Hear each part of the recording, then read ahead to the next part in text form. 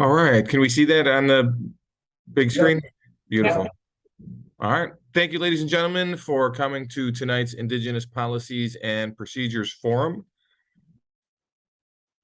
Because the district receives federal impact aid, one of the requirements is that the district must adopt specific policies and procedures related to Indigenous education and access to programs, both educational, athletic, and extracurricular. Throughout this program, you're going to hear the policies referred to as Indian policies and procedures, and that is worded that way in order to comply with the federal language. The term Indian is used throughout the documents because of that. Unfortunately, there is quite little latitude to change those policies and procedures, but the district can adopt additional policies to meet the needs of our Indigenous students. So there are two goals tonight. The primary goal is that it is in accordance with policy 3, specifically procedure 3.3, which states the district will assess the extent to which Indian children participate on an equal basis with non-Indian children in the district's educational programs and activities. The secondary goal is really just to review our existing policies and then provide an opportunity to gather input into procedural changes or even comprehensive changes or additional policies that we believe would improve the opportunities for Indigenous students. So the existing 6 policies and the procedures have been adopted directly to align with regulatory requirements. What this means is that in order to qualify, as I mentioned before, for federal impact aid, the district must adopt very specific policies and procedures in order to ensure equal participation in district programs and activities, in order to improve communication between the district and the Seneca Nation of Indians, and to involve parents in the planning and developing of educational programs and activities. So I mentioned before that our primary objective here is to look at specifically procedure 3.3. And that is where the district assesses the rates of participation, and we're specifically looking for disproportionality in the participation between Native students and non-Native students. That information will be posted in the next day or two to our district website, along with this recording. It is currently being reviewed by our building level administrators as well as our school counselors in accordance with our Chief of Diversity, Equity, Inclusion. So we did notice that there are a couple disproportionalities, maybe a couple or a few, and several of those are tied to advanced or accelerated programs, specifically in math and science. It boils down to about 2 or 3 specific courses. So we don't know what the root cause is of those just yet. As I mentioned, those are being investigated by our school counselors, and we will talk with students to see if there is a particular cause that can be eliminated, or if it happens to be a function of something else that we might say is extraneous, but we should still take into consideration. Mr. Siebert, is there anything that you want to touch base on, or did I do a pretty good job with that?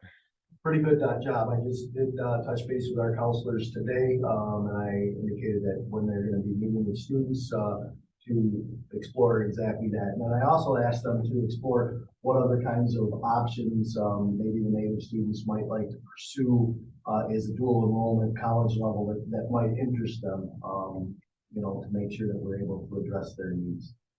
Excellent. Thank you.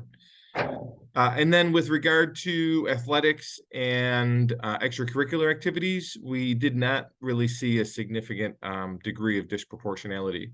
When individuals are looking at the participation rates, specifically the percentages, it's just we have to be cautious when we look and we see that there's a 10% participation by, let's say, Native American students, but there were only 6 or 7 students enrolled in a program or course or in a club.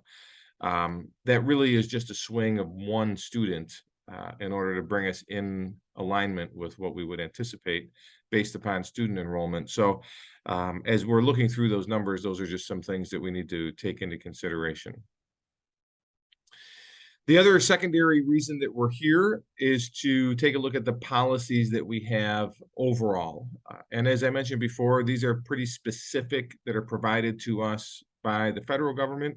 There are 6 of them, and I'll review them essentially in summary right now, and will provide an opportunity for individuals to make comments or recommendations, or even just to provide feedback on them and let us know if they think we're doing a good job or if there's particular areas that we should be looking to improve.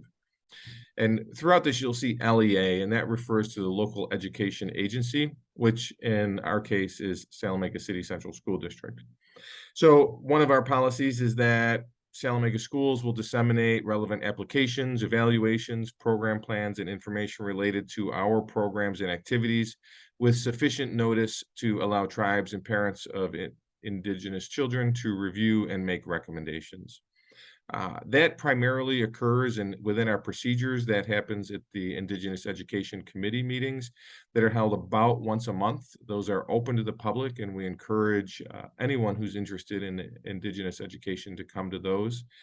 Those are routinely held between the Salamanca School District and the Seneca Nation of Indians Education Department, and once again, they are public.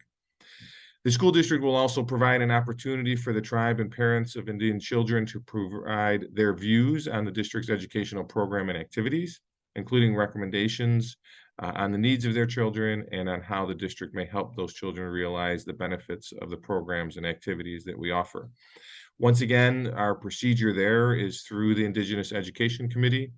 We also have members of our school staff who attend the Title VI Indigenous Parent Committee, the IPC.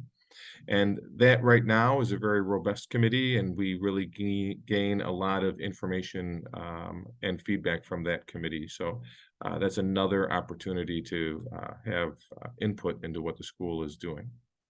The district will annually assess, and that's the one that we just did now, the extent to which Indigenous children participate on an equal basis with non-Indigenous children. And that information will be made public just within the next day or two. The district will also modify the IPPs if necessary, based upon the results of any assessments or inputs. So based upon the input that we receive from parents, we can go through and make modifications to the policies that we have, most likely to the procedures, or we can simply add in additional policies to our district policies. The school district will respond at least annually in writing to comments and recommendations made by the tribes or parents of Indigenous children and disseminate the responses to the IPP to the district. This occurs really on an ongoing basis. Anytime the district receives comments or feedbacks in official or even in an unofficial capacity, we always make sure that we make public how we respond. The relationship that we have right now with the Seneca Nation of Indians really is an ongoing communication. Some of these policies, when we look at where the policy like this is applicable to all through Indian country, and in areas where the district and the tribe may not have the open lines of communication that we do. But either way, we follow this. If there are recommendations for improvement, we are happy to do that. And the 6th and final policy is that the Salamanca City Central School District will provide a copy of the IPP annually to, in this case, the Seneca Nation of Indians. And we do that on a regular basis. We don't really make changes to it that often. But as I said before, we are open to it. So at this point in time, we will open it up for any questions or comments with regard to any of the policies. That can be done either in person at this forum or when this gets published to our website, we will have a way to do that electronically. I'd like to thank everyone for their participation tonight, and we are open to hearing any commentary that individuals have so that we can do a better job of improving the support and education we provide to our Indigenous students. Thank you.